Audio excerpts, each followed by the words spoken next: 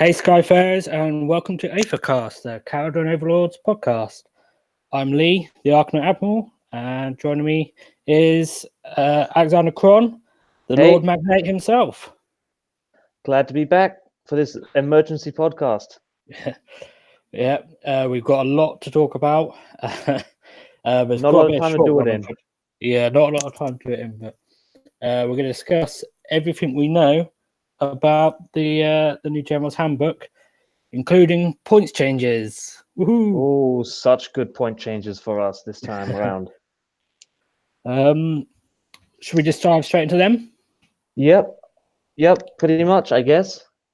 Okay, so I guess just quickly listing these points values that we've seen in a couple of pictures and from people who've been lucky enough to get their book early and shared it on YouTube.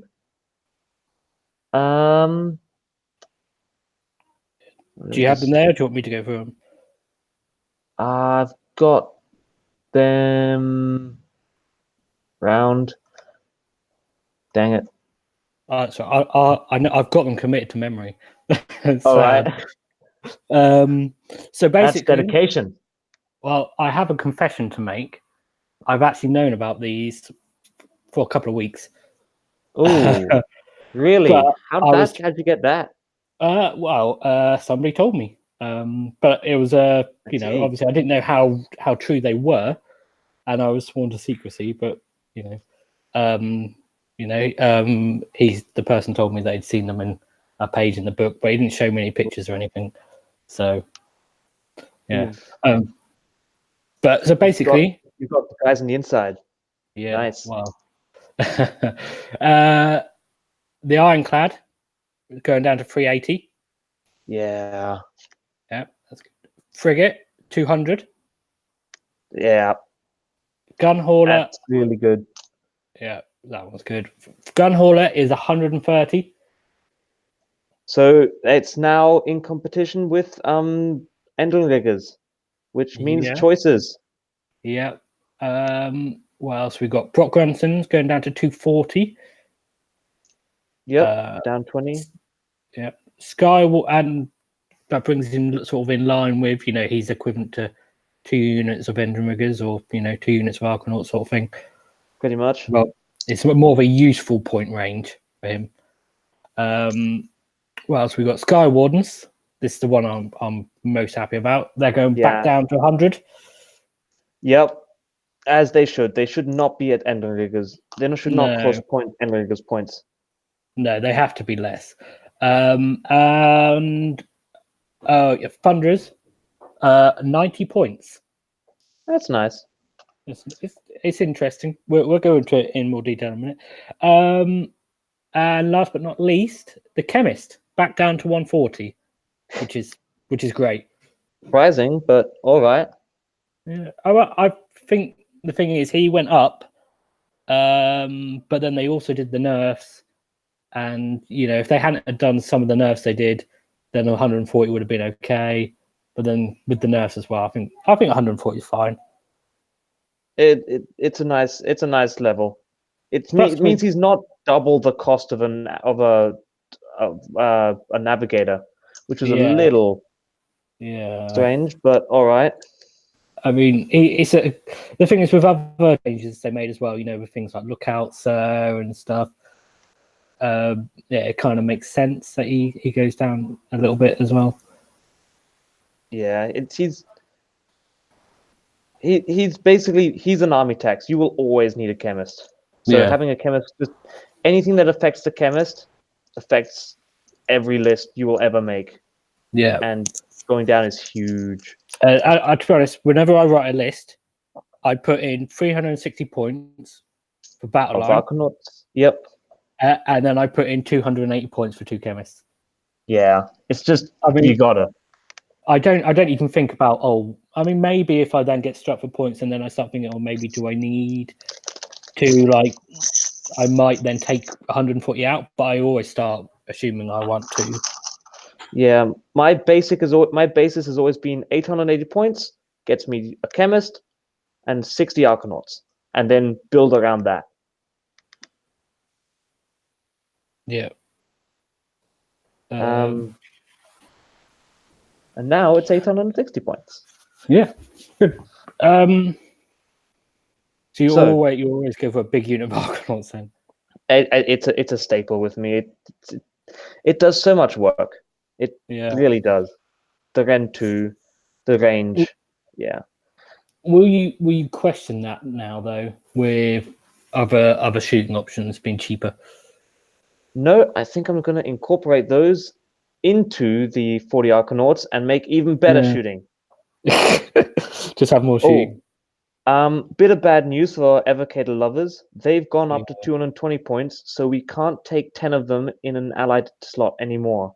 That's going to hit your list bad, isn't it? Yeah, so basically, I've got a new idea for a list that I'm super excited to try out. But I guess first, what's made you so excited with the Sky Wardens? Well, it's just they never should have gone to 120 in the first place, should they? No, they're not. The Endron Riggers are better in every way. They were good when they were a cheap alternative.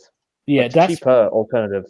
That's what they are, is a cheaper alternative, and they're like, it means now if you want to run a shooting unit, a mobile shooting unit, you don't feel like, oh well, it's just, it's expensive for what it's doing or whatever. Or you could be running swords for the same points or something. You can just run Endron Riggers as a shooting unit. That works too. Yeah. They've got better standard guns anyway. Yeah. But at least now you can, like, if you like, the thing is, when before, and I mean the recent before, not the before, if you ran a shooting unit of riggers, you would like, maybe I could just go all swords and pistols, and because the pistols do work, and it's still a 24-inch threat range.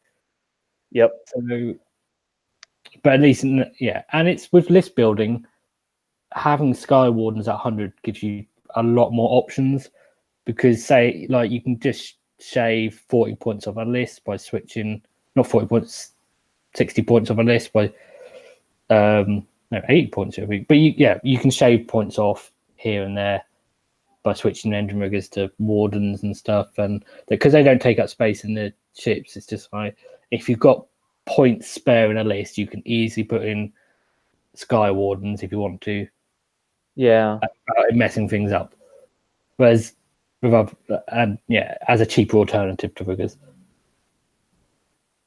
They'll have a lot more uses now, I think, with the points, and also they're really nice now to take as allies. If you're not running KO but want to run KO with something else, you can run a unit 12 riggers now for 100 points.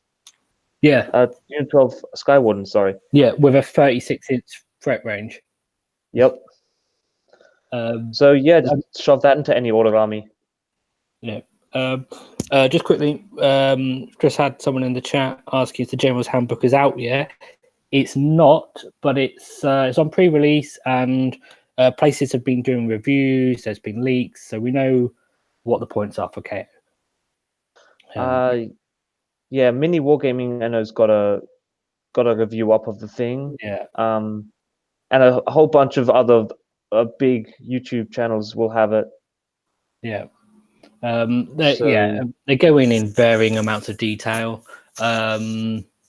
It's a bit of a shame. The one I watched, they didn't go into the battle plans, but I guess that would take forever. But that's I mean, I'm not really going to commit on any lists until I've read them, because there's some big changes. Just as he was flicking through the pages, I could see deployments are completely changed. I saw one. I think I saw the orb.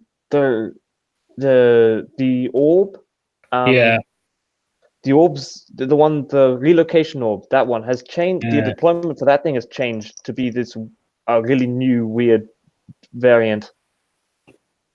Yeah, cause all kinds of headaches in the deployment phase again.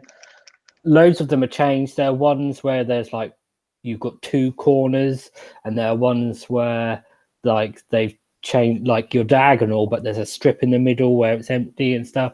I think Scorched Earth has changed to 8 objectives as well. Jeez, all right. which is something to really think about, because if you have that in a tournament, like holding those or trying to hold your 4 objectives is not necessarily going to be easy if you've only got like 2 big units, and You're gonna have to give up on some of them, yeah, or you've got to make sure you've got enough different units or stretch units out across both.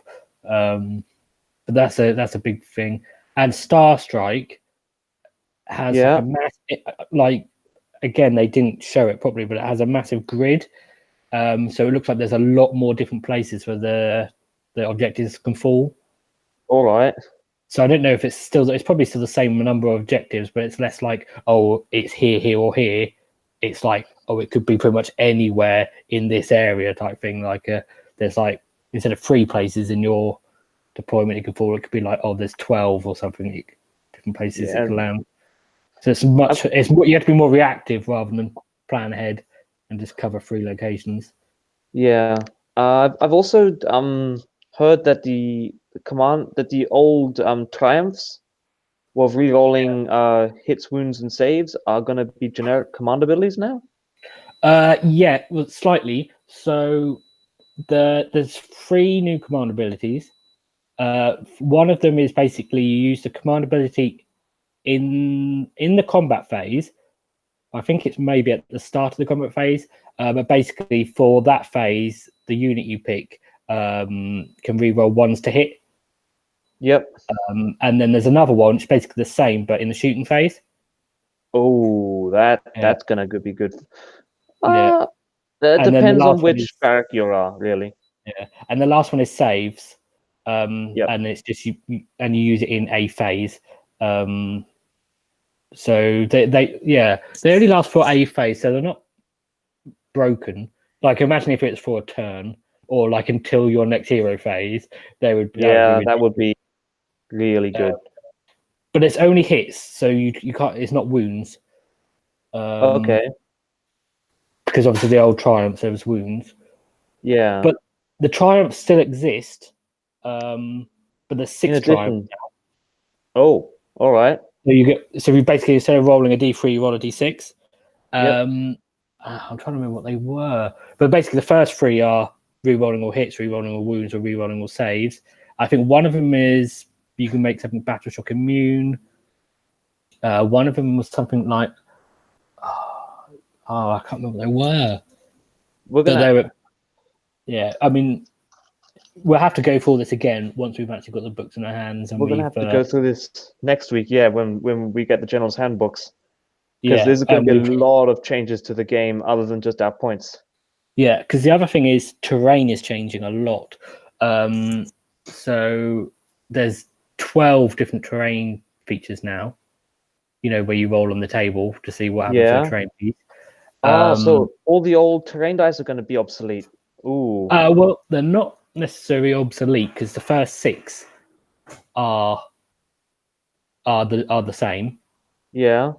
And then there's another, so 2 tables of 6 basically. So you roll to see which table you're gonna roll on, and then you roll on that d6 table. So the new 6, one of them, if a hero is within 1 inch of the terrain piece, he can unbind a spell. All right. And if he can already unbind a spell, he can unbind 2. Yeah. So that's pretty good for us. Yeah, that's good for us. It's limited to only 1 hero. Interested to see whether that's going to be like, because the way it's worded, you could almost interpret it that like even if there's like 4 of those terrain pieces, it's still only 1. But the other way is it's just like only 1 hero per terrain piece, which would make more sense. But you can't look at the exact wording of it. Yeah, you can't put 4 heroes on this one terrain piece and get 4 unbinds, unfortunately. Yeah. Because it's also, if you can already unbind a spell, you can unbind an extra one. So, yeah. But it's pretty handy. Yeah. Yeah. Yeah. But you only roll for stuff without a war scroll. Okay. So the terrain pieces for war scrolls. You get features. Most of them have war scrolls.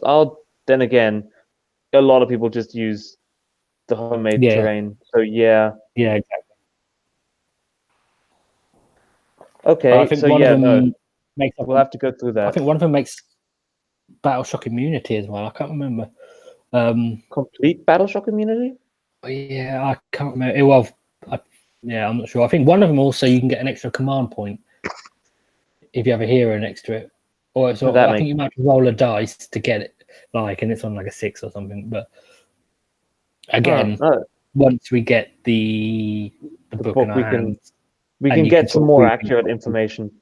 Yeah, but there's lots of big changes to the game, and I don't know if you've had it, but have you ever had that sort of situation where you go up to someone in a tournament and you say hello and that, and then like you start setting up the table, and then you like someone says, "Are we going to roll for terrain?"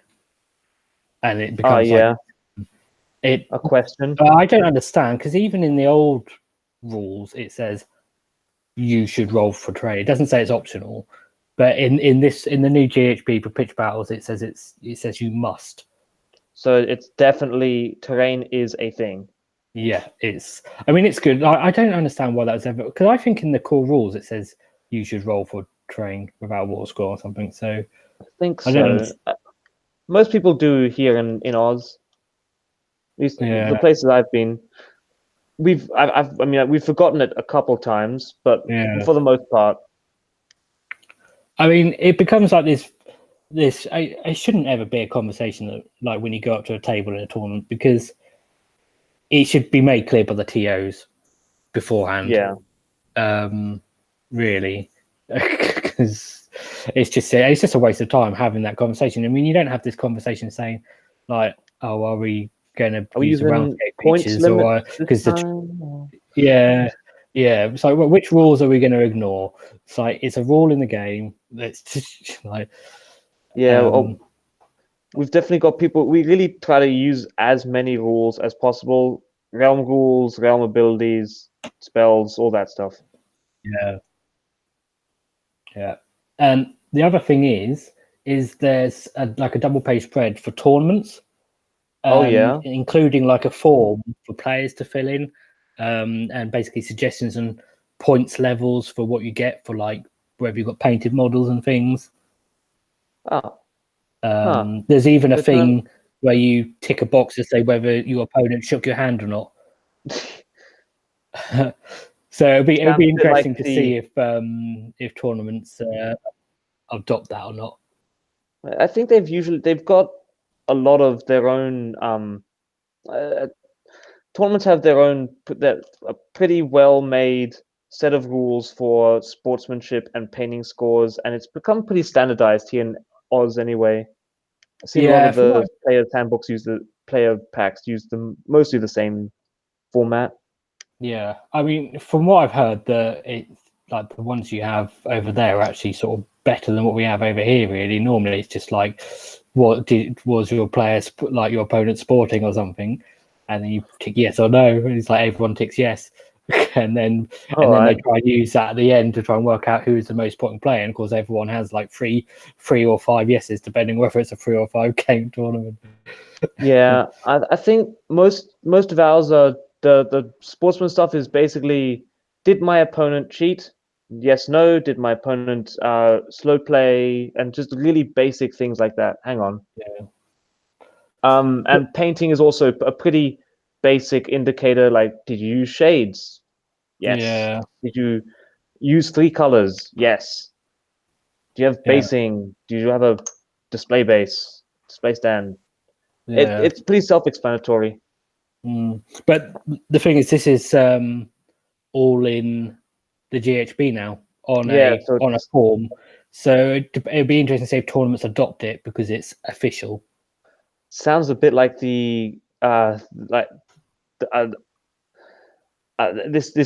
Yu-Gi-Oh tournament rule they brought out, which was like players must wear deodorant. Well, that was the thing recently. Yeah, I mean, one of my local store that runs tournaments, I think they have a notice up somewhere that says like, please be mindful of other players or something, and wear deodorant. Yeah. I mean, I always take one with me because after like a day standing around in a room with lots of other people, and if it gets hot, Yeah, no, it starts to go a bit. Yeah. Just by the way, in the chat, Cinderful Gaming saying hello to you. Oh, hey, Cinderfall. Hey, Stone. Nice to see you watching. Yeah, yeah. It's just nice to have people watching live as well. Yeah, he's one of my gaming buddies in Realmus Gaming. Yeah. Hang out in loads of tournaments. Yeah, play games. It's good. Yeah, I saw you did an interview with him on his channel. That's good. I haven't actually gone back and watched anything else on the channel. Maybe I should have a look. He does some good stuff. He's basically the guy who's shown me the points updates for everything. Okay. Yeah. I'd have a look then.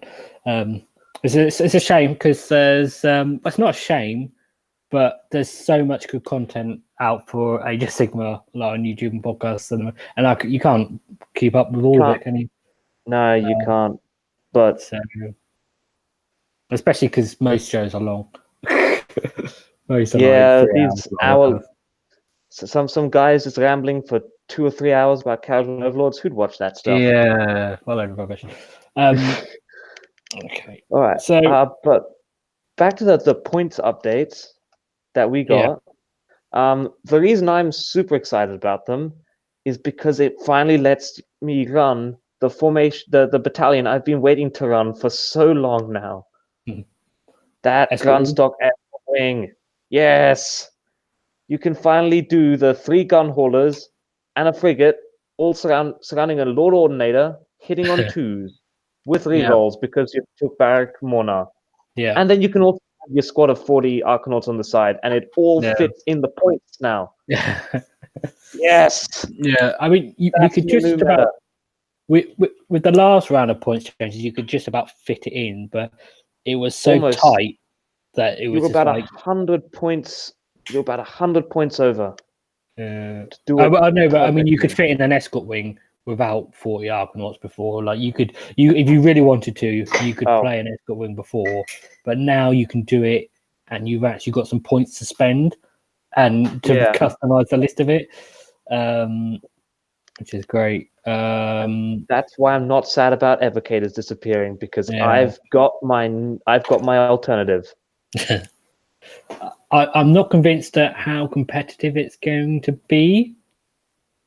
4 cannons hitting on 2s, and they can fly, so they can shoot over those darn Sylvaneth forests. Yeah, but that's pretty much all of your list. Is most of your list, isn't it? Basically.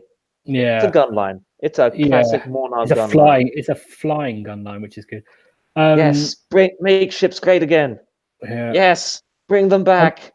I'm not sure about going Mornar with it though, because if you're hitting on 2s, like especially now there's a new, like just rerolling 1s is enough. And then if you obviously get reroll 1s to wound, like hit, because obviously they wound on a 2. The cannons, so 2s and 2s, rerolling 1s, well, as opposed to just rerolling hits. You're right. The new command abilities kind of mean you don't need it. You could go Zilfin. It was Zilfin or Fring. Do the thing with the Thunderers deep striking in the frigate. Yeah. The other thing is with Fring is you can take an extra frigate in the battalion. You can if you have the points for it, but then you could have 5 cannons hitting on 2s, which is even better.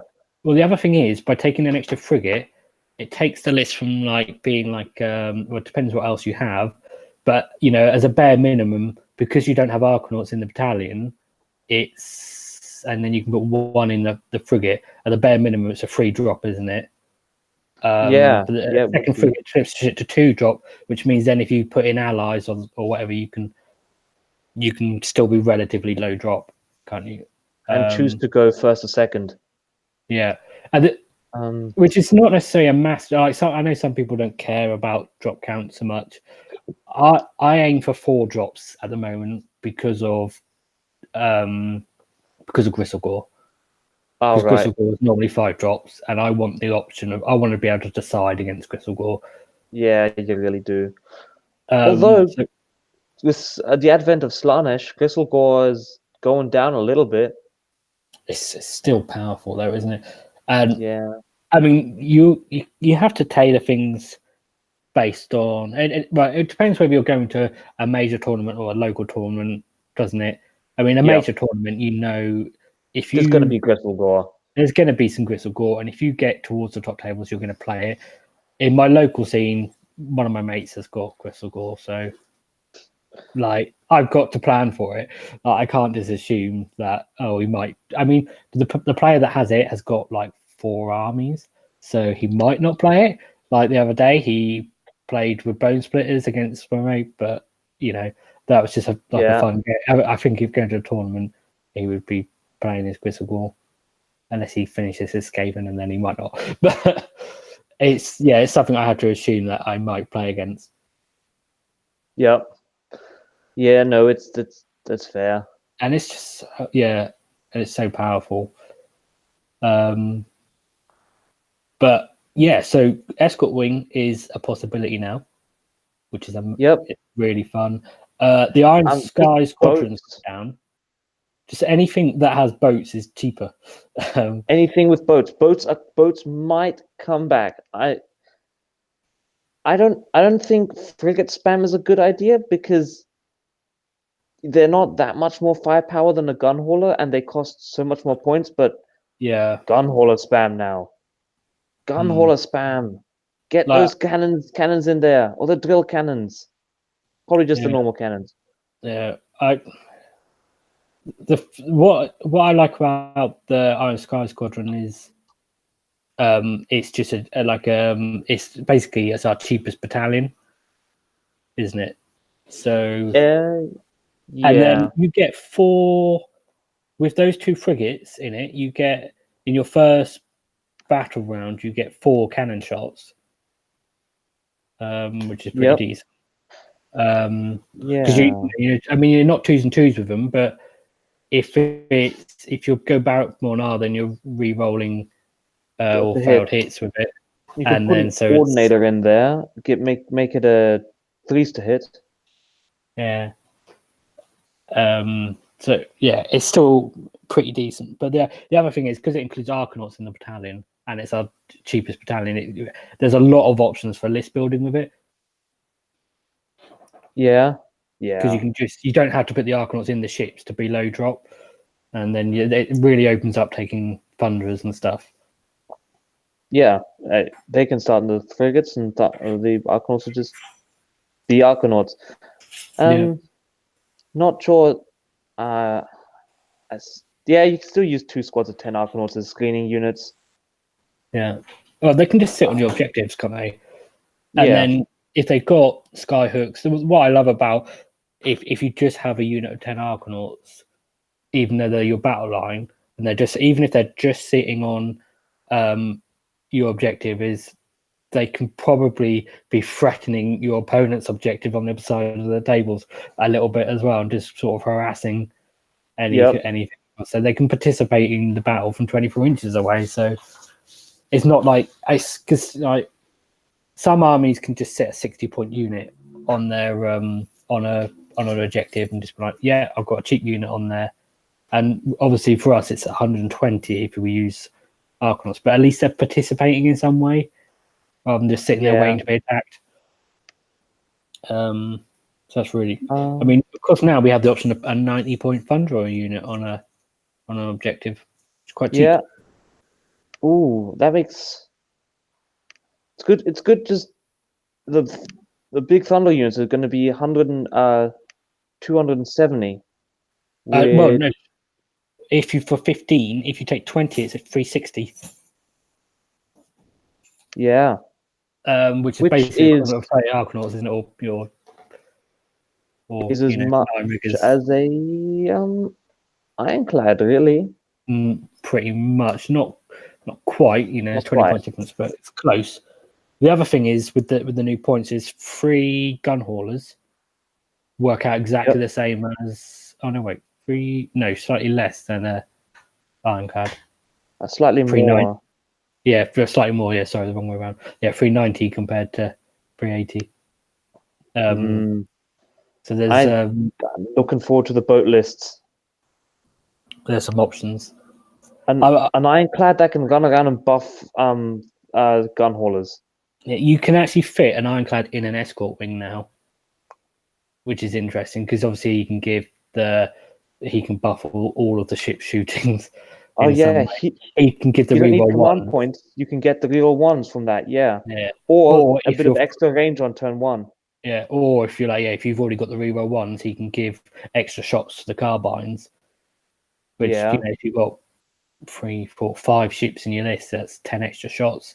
I mean, they're not massive, but 10 extra shots for free. Yeah. Also, on a slightly less serious note, but it could be a thing. The Sydney GT later this year in October is going to be 2,500 points, and I can now run 5 ironclads in that. So I'm happy. That's ridiculous. Just take 4 min squads of Arcanauts and add Navigator and 5 ironclads. Come at me. I'd have to do the maths, but I reckon you could run an escort wing with Barrack Fring, 2 frigates, and an ironclad. I think you could. And you'd be relatively low drop still. And could I get an Ordinator in there as well? Probably. I mean, because if you think about it, if you can get, like, I've done the maths, so you can get an ironclad in anyway without a frigate, without a second frigate. So if you've got an extra 500 points, you can easily get in a frigate and another battle line. 120 of those points have to be spent on Arcanauts, but the other 380 points, which if you can get exactly an ironclad. Yeah, I mean, an ironclad and a unit of Arcanauts is 500 points. Yeah, that's perfect. Yeah, I'm just not sure if you can get an Ordinator and the second frigate in the 2000. Not if I run 40 Arcanauts. Maybe if you ran 30. If I run 30 or 20. Yeah. Yes. We need Arcanauts, just ships. Just ships. Yeah. We're back. We're Sky Dwarves with boats. Yeah. It's going to be good. So happy with these points. I haven't actually got a gun hauler built. I don't have one. I've never bought a gun hauler, actually. Well, I have one because it comes in the Battle Force box set. Oh yeah, it's sitting there on the sprue. Also, yeah, that get started box. Like you buy 3 of those, you have a gunstock escort wing. Yep. Well, you still need a frigate. You need a frigate. Yeah. All right. But you buy 2 of those and a Battle Force box. And do they still sell those? Games Workshop don't. They're quite rare, but if you can get hold of them, they're great value. But yeah, I mean, to be honest, there's loads of. Well, there were loads of. There's always people selling Kharadron Overlords armies, and if you don't mind buying built models or painted models, and I really don't like buying built models or painted models because they're never.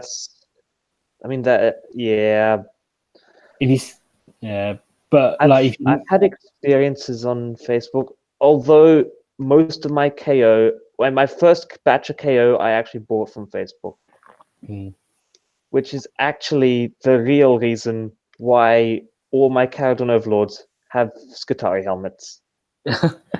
Because the guy advertised them as having some missing heads. And that's how it turned. And it turned out some missing heads meant Brock Gungson had his head and nobody else. Oh dear. So I had to come up with an alternative. What did he use them for? I don't know. Apparently he was planning to get some third-party heads and put them on instead, and the dwarf heads got lost in the bits box or something like that. Either that or he had also bought like some dispossessed Longbeards or Iron Breakers or something, and then put the Arcanaut heads on them when he was Well, they said they still have backpacks, but there was a lot of people doing that at the beginning, wasn't there? Like making cheaper units by using other kits and then putting heads and backpacks on. Yep. Yeah. But no, it turned into that, so I had to find an alternative, and the alternative was Skitarii heads. because Space Marine heads were too big. Yeah. Well, it works. So. And now it's just kind of become the thing, I guess. Yeah.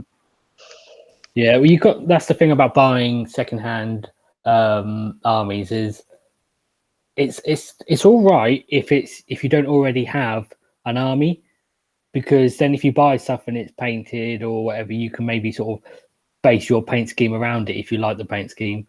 But like if you've already got a painted army and you only want to buy an army of someone, or like buy some models of someone that are painted, if they don't match, they don't match. Yeah, and then you're stuck with a simple stripping the models, which you need to be super careful about because the wrong stripping stuff will melt your plastic. Yeah, I mean, I've never tried it. I would be very, very cautious about doing it.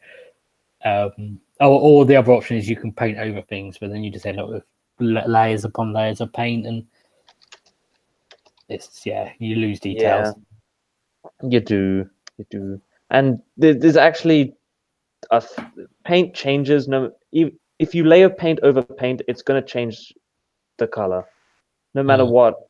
No matter how, even if it's thick paint, there's a difference between putting black over red and putting black over yellow. Yeah. Or worse, putting those colors over black compared to putting them over white or something. It does make a difference. But yeah, we got a bit off track. Let's get back to points and things. The points. So, any hidden gems, any hidden things that we might have overlooked? Well, the battalions haven't changed, have they? No, it's just the Thunderers, Sky Wardens, Ships, Chemist, and Brock. What do you think about Brock going down in points? I think it's good. It matches, I guess, with our army. Really seems to be based around multiples of 120. Like it was a point where everything was a multiple of 120. So, and you can really base lists around that pretty well. So it's gonna leave lists with less awkward points levels, like where you're left with 40 points left and you can't get a command point and you can't really buy anything except for Ether Wings for 40 points. So you kind of just leave it and go whatever. Yeah. But now, I mean, we've got more options now, though, so it's less important because Sky Wardens and Thunderers have gone down. Like you have those options where if something's coming out at if your army's coming out at 2020, you can actually then just go, right, I'll swap this unit to Sky Wardens, and and all of a sudden you're under the limit. Yeah. So it's one of the things where I don't find myself necessarily building lists with him in, because like I said, I knew about these points before, so I've been basically trying to build lists with these points for 2 weeks now. Yeah. Come up with anything good? Well, I think so. I mean, I haven't gone into too much detail because A, I didn't know if they were real, and B, you need to see the objectives, the battle plans. But you can do a very cheap clown car with just a frigate, 2 chemists, minimum battle line, and a unit of 9 engine riggers and 2 units of 12 Sky Wardens. Oh, and yeah, that massive balloon boy list. That is, I mean, it's clown car to the max, really. Supreme clown car. It's 2,000 on the nose. You don't get any command point, but you don't really need one because if you want to, you can start the army in the sky if you're in Sylvan, can you? And yeah, and you can buff the drill cannons, and you can buff the engine riggers. Yep. And you've got the Sky Wardens are, when you've got 12 of them, you still, they've got a little bit of melee punch as well, because there's 4 type hikes, they're not. They're not. It's not anything to write home about, but they're they're mostly the fire support. Yeah, they're not. But it's not like, say, if you have a unit of Thunderers, where if they go into combat, they're not going to do anything, or a unit of Arcanauts, and they go into combat, they barely do anything. Like if there is an objective and all you've got free is a unit of 12 Sky Wardens, they will beat up 10 Sequitors. Yeah, they can basic infantry. Yeah, they can go and do something, and they've got the movement to do it as well. Like a list like that is very mobile, because you've got three units, movement 12, and very mobile. Yeah, and you got 3 units, 2 units with a 36-inch threat range and shooting, and then you've also got your riggers, which you'd probably have some grapnels on as well. So so they basically got 36-inch plus charge threat range. I mean, you'd which is quite handy, because you'd probably, when you drop your ship, you put it on a flank normally, don't you? And so at some point you do. Try to minimize the amount of army that they can fight you with, and just maximize your own effectiveness. Mm-hmm. But I mean, so that list it's not anything groundbreakingly there's no inspiration there, or there's no real any creative thought gone into it, is it? But it's going to be powerful. I think it'll be funny to see that many balloon boys jump out of a single frigate. Yeah. I'm just looking forward to the boats. It's gonna be so good. But I think what I'm gonna do is I'm gonna go right back to the drawing board and work out, just do some real math hammer on each unit, just to give myself a bit more of a steer and work out which ones are actually the most efficient.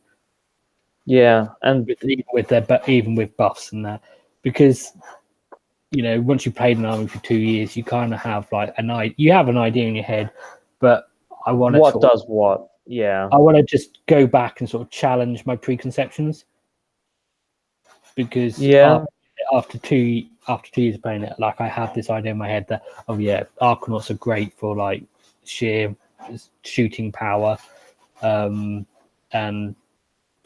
generally I would sort of err towards Sky Wardens over Thunderers, but I want to just go back and really challenge that, because those preconceptions might not be true, and I don't think gun haulers are going to really actually work out more efficient than the units for shooting damage, but maybe in an escort wing maybe they will. So I mean, the Ren 2 though, and the damage D6, there's a lot of units that ignore Ren 1. It's especially Sylvaneth, that you really want cannons and skyhawks for, and Thunders kind of bounce off. So I'm hoping this will change. Yeah. Also, shoots over forests again. Forest. And that's the other thing. The terrain rules. I mentioned there's 2 tables now. One of them is the terrain piece is overgrown and it blocks line of sight in the same way as a.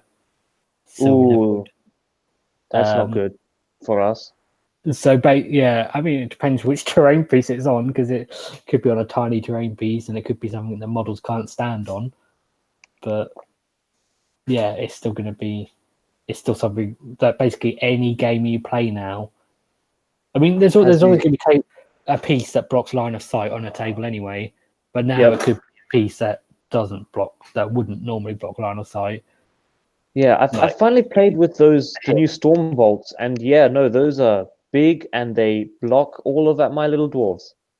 Yeah, I was joking because I played a tournament and they had them. I was joking I was going to just put all of my dwarves on stilts. I were the taller. Or I said I was going to buy my own. Some big giant cork bases. Yeah, well, some of them are have you seen my Chemist and my Admiral? Where they're on top of the crystals? They're pretty cool anyway.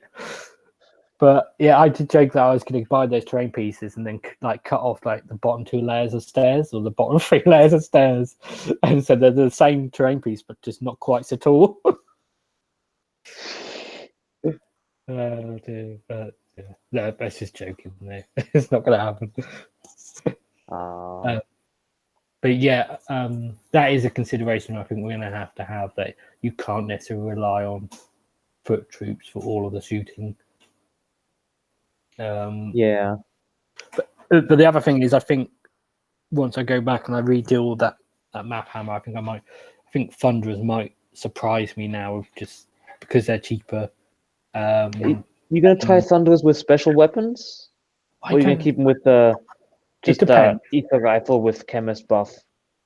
It depends, because it depends what size unit you're gonna have, because at different size units they're competing against different things. So, like if you have a unit of 20, it's really competing against Sky Wardens, isn't it? Because you've got a unit of 20, you've got to basically have an ironclad or not have them in a ship. Yeah. And then so you're thinking, right, well, they may be cheaper than Sky Wardens, but am I better off just having a frigate and having Sky Wardens? Do Sky Wardens do more damage with max shooting? Probably not compared to Thunderers, but then again, if you're taking a frigate rather than an ironclad, or you're taking, it might work out better because then you might actually have a second unit as well, or unless you take something else. So that's why when I sort of challenge my preconception, because drill cannons are good, but they're not amazingly good. Like, no, I mean, there are only Ren 3. Yeah, but like the sheer amount of shooting you can potentially do with the Thunderers, with rifle, it's so many attacks that stuff's going to get through. Yeah. No, I've found them very good at what they do. I still use them. And then the other end of the scale with the Thunderers is, in a small unit, they're really potentially just challenging Arconauts, because for the price you pay of taking that small unit, you could have maybe just buffed up one unit of Arconauts and that was it. Yeah. To increase the unit to slightly larger. They would challenge Arconauts if they were battle line. Yeah. See, that's the thing. That's something that needed to happen. Because they're not battle line, you do end up sort of like, a lot of the time when I've been looking at lists with these new points in mind, I've been thinking, right, well, if I take Thunderers and it's an extra drop, and then I'm going into 5-drop territory, or I've got to take an extra ship, and it just all ends up. Yeah, the Thunderers, they're cheaper on paper, but when you factor in that you quite often need to have a ship, they're not. And the chemist to buff them, they become pretty expensive. Yeah. Yeah, I mean, although with the special weapons, you don't necessarily need a chemist, is part of my thinking.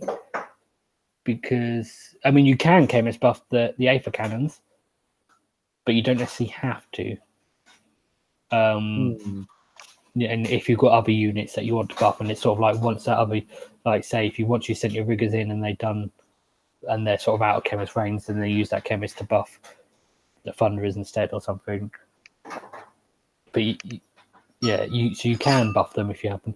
But I think potentially they have options if you. I don't think you're going to spam multiple units of Thunderers. No, I wouldn't see myself ever using more than one. But like a unit or might help somewhere. I mean, you can fit just with the sheer points. I think sometimes it helps you fit in an extra threat if you go for Thunderers, because they can be a threat at sort of 10. Like once you get up to 10 man, they're a threat, aren't they? They're not something your opponent can ignore. No. Especially if they're chemist buffed. So once you get up to a 10-man unit, they become, and that's only 180 points. Yeah.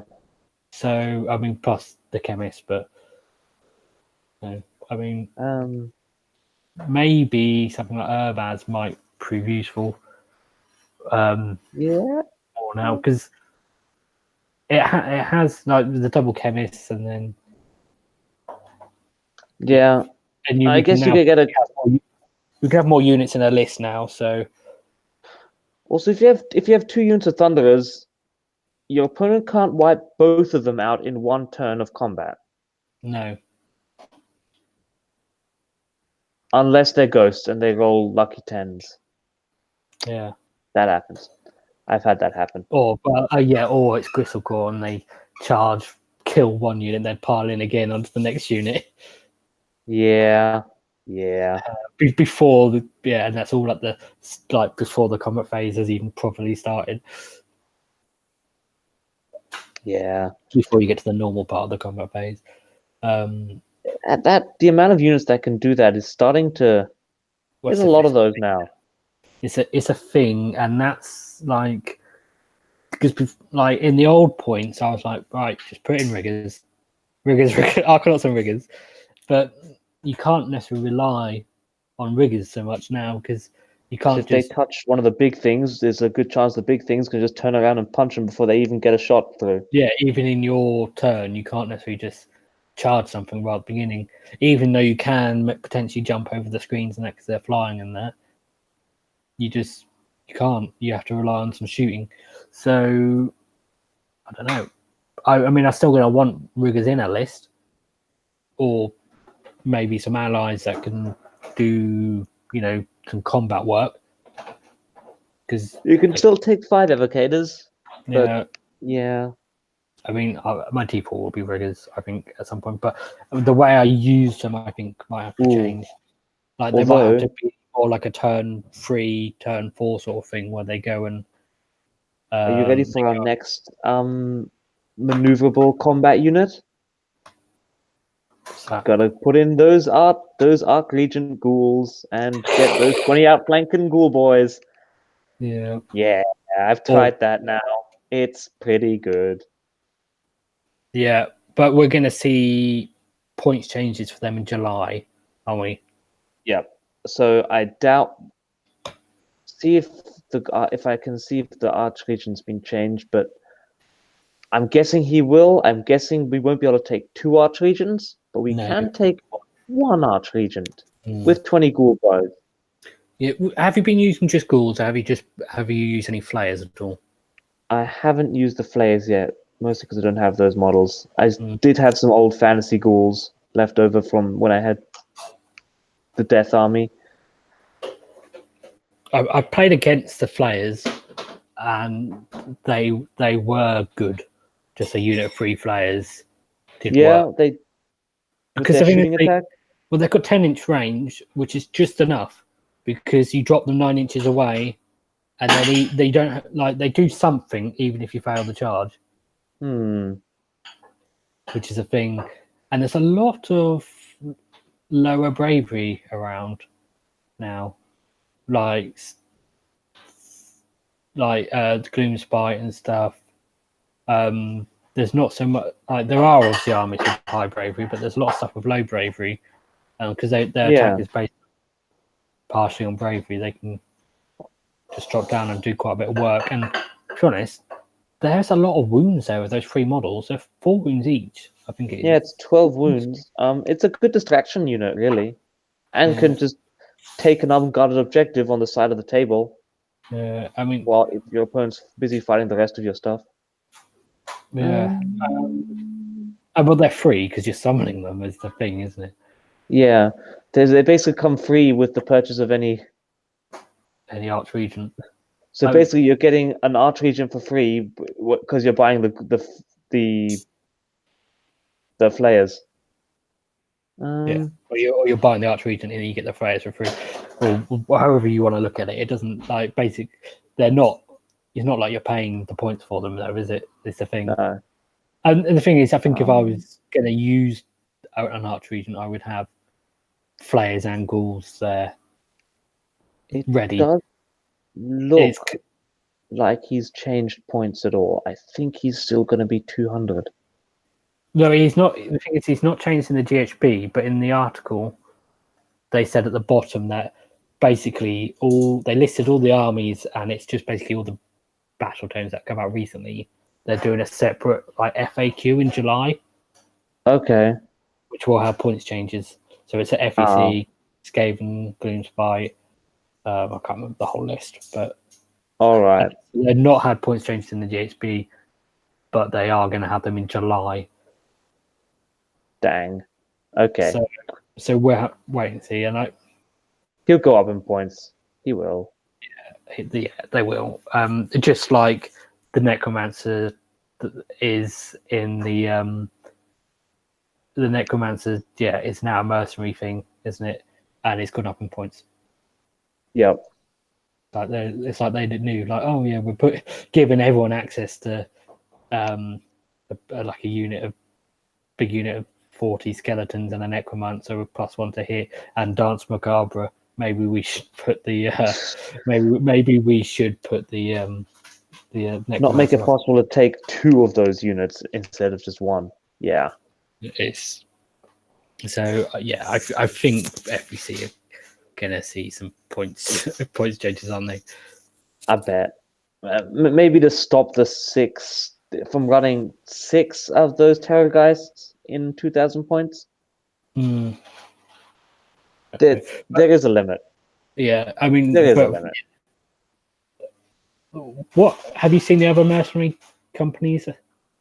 Some of them, I think there's Ironworld Arsenal with reroll 1s to hit if it's near a Gyrocopter, which would be fluffy for us.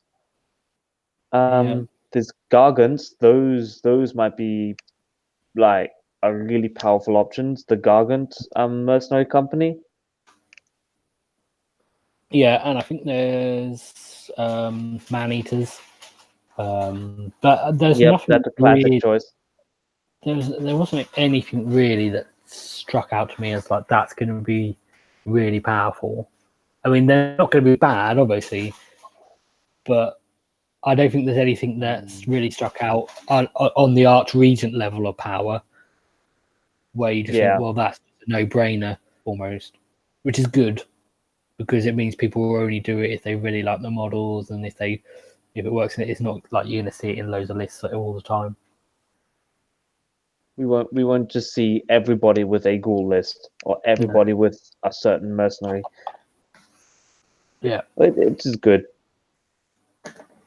I would be interested in trying the Gargants out though. I want to run a giant monster in my dwarf list. I don't know how fluffy it is.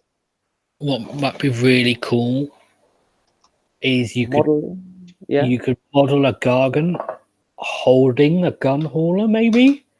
That would look really cool, and then you could actually use the model either as a Gargant or a gun hauler. I don't know if their bases are their bases are probably different sizes, aren't they? But I mean, I think my fluffy explanation would be modeling like an Enclave mind control helmet onto them. And saying that's what's happening. Yeah. But it's a bit. Well, sketchy. The other thing is you could just say like the KO brew loads of beer and pay him in beer. But yeah, I don't know. From a list building perspective, it's not something I'm really, especially with all the points changes for us. I'm not really going to necessarily start looking down the allies route too much. I don't think, not straight away. One thing that I have noticed is the Rune Lord's gone down to 80 points. Yeah. So good news for our dispossessed buddies. Well, he's a good ally pick as well with a +2 to unbind, 80 points. And if you can put him on that new terrain piece, so he gets 2 unbinds at +2. Ooh. Is that the Numinous Oculum? No, it's just like when you roll on the terrain table. Oh right, yeah. There could be a terrain piece that has that. I mean, not necessarily every game, but 80 points for an unbind with +2 is pretty good. The only other place I'm really going to look for allies is Ordinator. Is an Ordinator or a Knight Incantor. Yeah. Or both. Yeah. Because but the Knight Incantor only gives you rerolls of 1, which again you can now do with command points. Well, or the thing about the Knight Incantor is just the unbind. Oh right, yeah, no, Knight Incantor, of course, not the Knight Azeroth. Right. Yeah. Yep. Mm-hmm. I'm with you. Yeah. Just because, I mean, again, it's going to depend on the battle plans. But if there's ones where that require wizards and stuff, that's going to sort of maybe tip me towards allying an encounter or something. And then a Stormcast Comet, because you need those mortal wound output. Yeah, it's a shame that's not gone down in points. Actually, It's 100. It's 100 points. It's more than a unit of Thunderers. Yeah, that's right. And you're not guaranteed to get it on the table. I mean, you can cast it from 36 inches away, so outside of unbind range, but it's not guaranteed. And I tried it, and I didn't get on with it very well because, I mean, first of all, I tried it against Death, so they didn't. First of all, they get 6 up against the mortal wounds anyway, and then they just okay, my turn. Deathly invocations. I've healed those. It doesn't. You can't chip Death away. You got to kill him in one big shot. But I would love to see. I'm intrigued to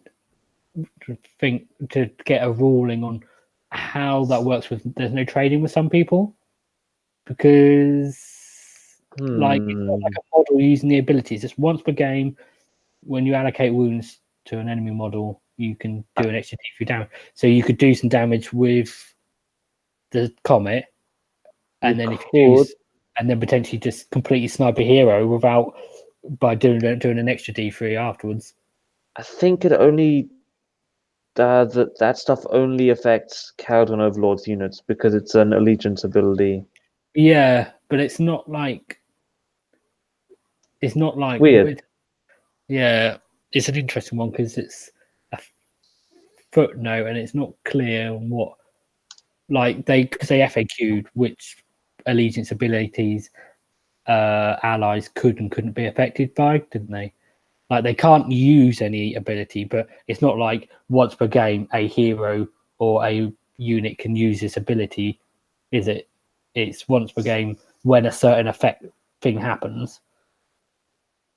Yeah. And they can be affected by command traits and things, but obviously a footnote is probably part of our battle traits. So they can't benefit from it. But you're not benefiting you're not benefiting the ally. But it is being you're doing it coming off of the allies. It's being activated by the ally, which I don't think you can do. Yeah. Although actually the allied endless spells don't take up allied points. Yeah. That endless spell isn't an ally. It's cast by an ally, encounter. But you don't actually have to buy the endless spell. The Stormcast endless spell does not have to be bought as an ally. You can buy that as part of your main army, and then just have an ally happen to cast it.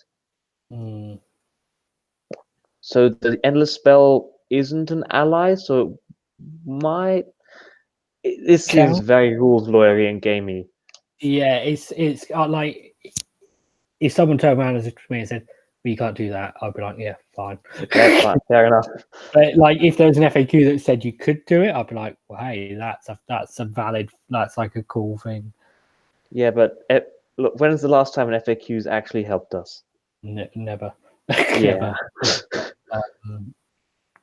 But it'd be I could see it sort of just by proxy with another FAQ would just like from something else could potentially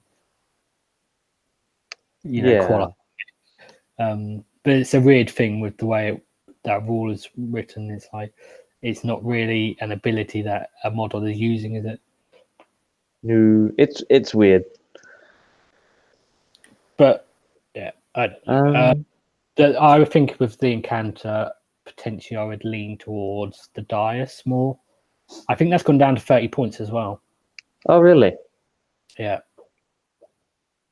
Or the Maelstrom's gone down to 10, which is really like 10 really endless. Yeah, and it does unbinds. So you cast it and you place it somewhere, and then it just ignoring the fact that it might explode and do some damage, because that's not why.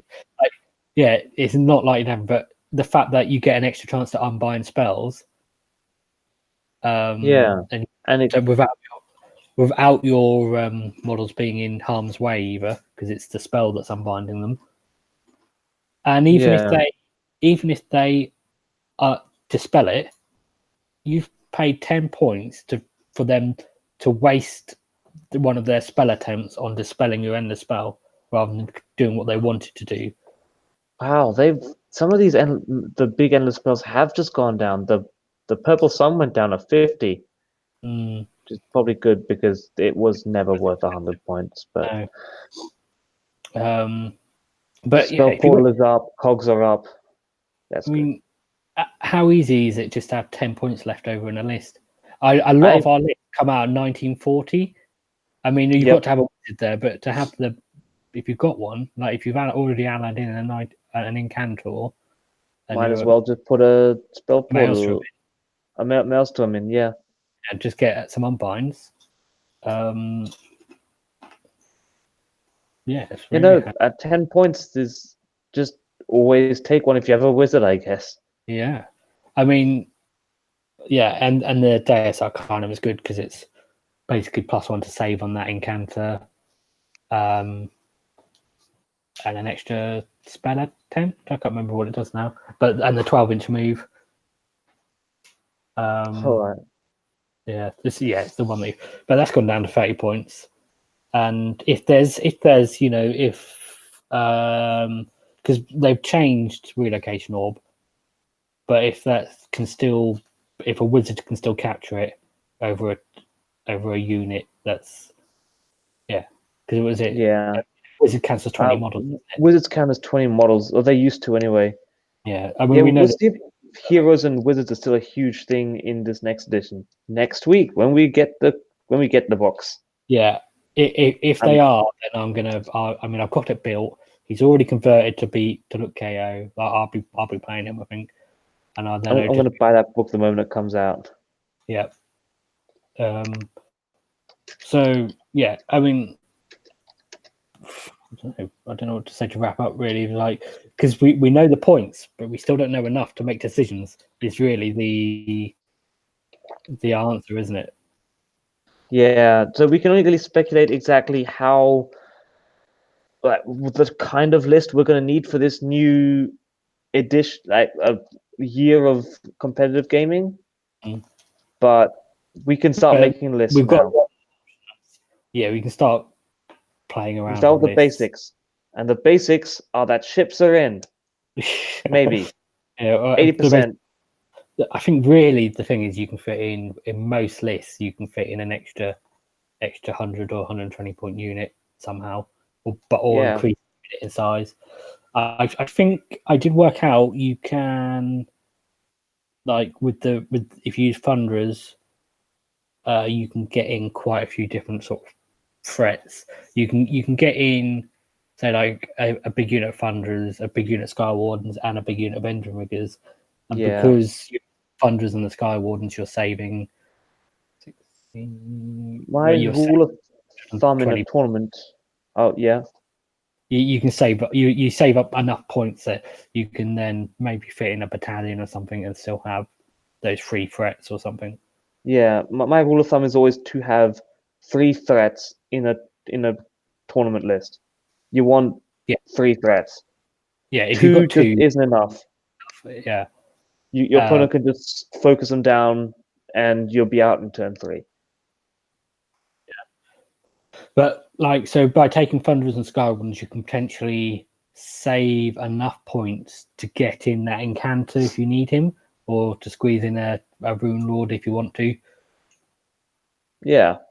Like if you think you're going to need some unbinds because people are going to be taking large amounts of magic and stuff.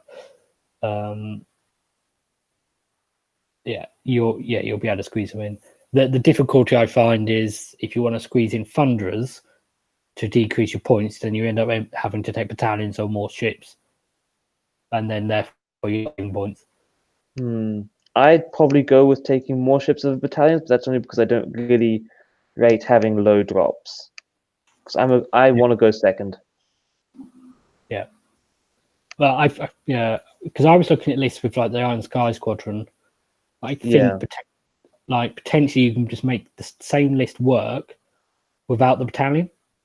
Just have the 2 frigates, and then you can. It still helps you decrease your drops.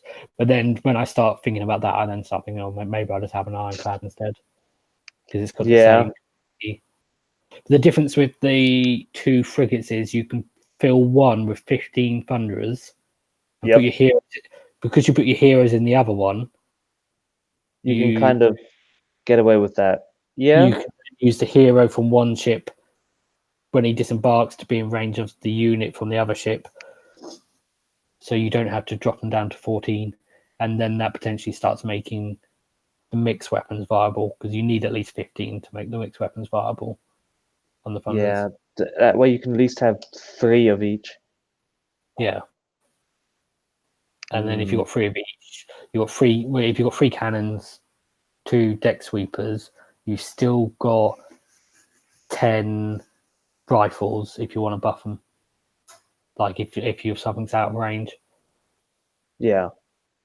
But we'll see, because the other thing is, in all the new battle plans, is just how far away you start from everyone. Yeah. That's going to be the thing. Have they pushed us further apart? We don't know. So, but they changed the deployment zone, so there's a lot more diagonals and stuff going on. There's a lot more where your deployment area isn't half the board.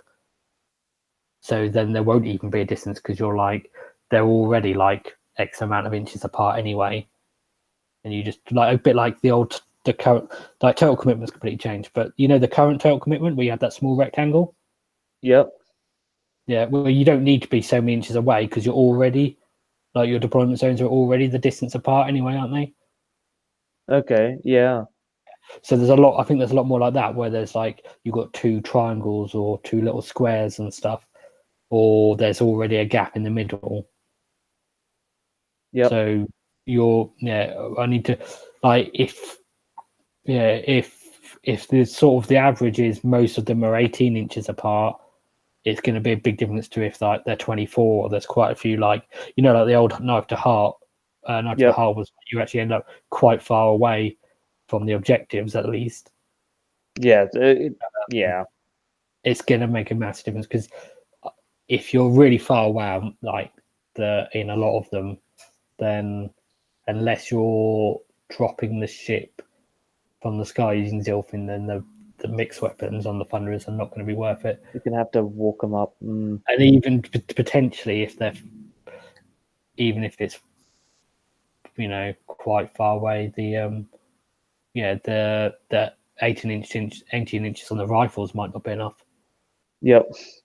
Because you got 4-inch move, 4-inch from a disembark, but it only takes the distance apart to be 32 inches, and then they're not going to get in range unless you're Zilvan dropping again. Yeah. But I mean that could also affect Arkanauts with skyhooks. Yeah, there's a lot far apart.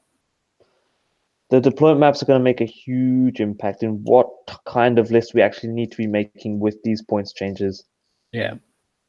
I mean, that's why I was kind of leaning towards the clan cards with 2 units of Sky Wardens and a unit of Riggers, because at the very least that they're going to have the threat range.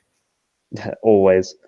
Yeah, but next time when we do this, we should really try and get Hayden to come in again. Yeah, we need to. Well, yeah, he's going away I can't remember where Nice is going away from. But yeah, and then I'm going to be busy over the next couple of weekends myself as well.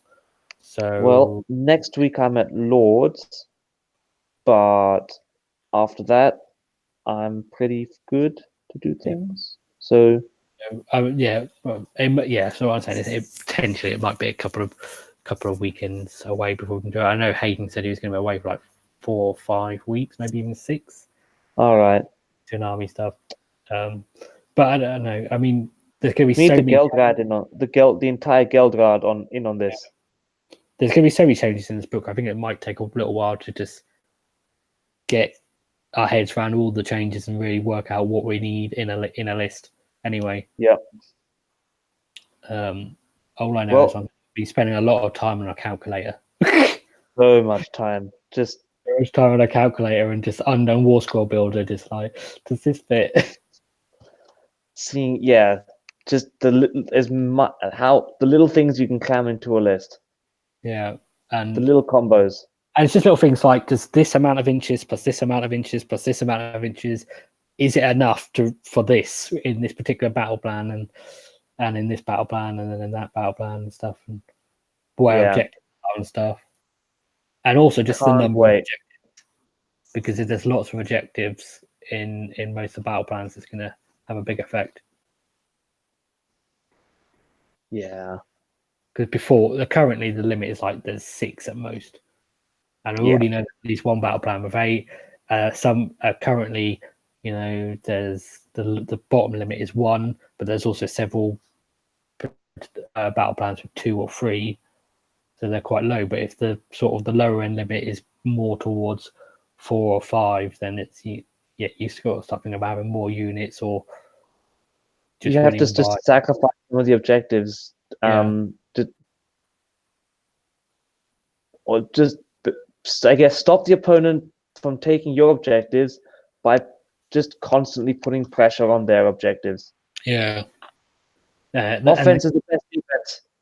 Yeah, and also the key thing to remember is always going to be, over the course of a battle round, it's not like, you scored the objective, so you get the points, and then your opponent doesn't get the points. Over the course of a battle round, you can both score points on that same objective because it can just keep changing hands.